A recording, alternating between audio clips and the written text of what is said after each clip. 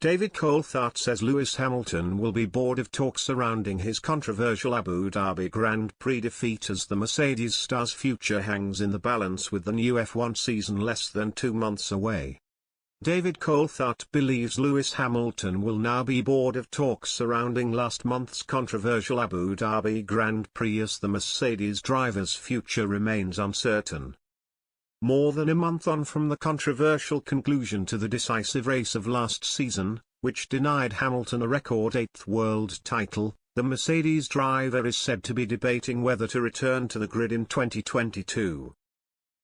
Hamilton has been conspicuous by his absence from social media in the weeks since the debacle in the desert, which saw rival Max Verstappen controversially beat Hamilton in a one-lap shootout. The fallout from the race has dominated the off-season and an FIA inquiry was launched earlier this month, but the governing body's findings might not be made public until the eve of the season-opening Bahrain Grand Prix on March 20. Now, with pre-season testing to begin next month, Coulthard says the disappointment of Abu Dhabi will be gone from Hamilton's mind and he will be focused on regaining his title. Speaking in the Telegraph, Coulthard said, "I think he will be bored with everyone saying to him, 'You were robbed, Lewis.' Or 'You're the people's champion, Lewis.' He'll be avoiding even having those conversations."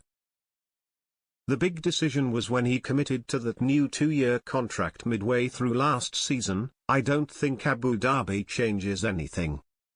Of course he would have liked to have won.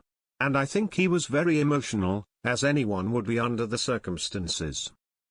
But I think the reality is the shock was probably far less for him than it would have been for Toto, Wolff, Mercedes team principal, or the rest of the team, or his fans.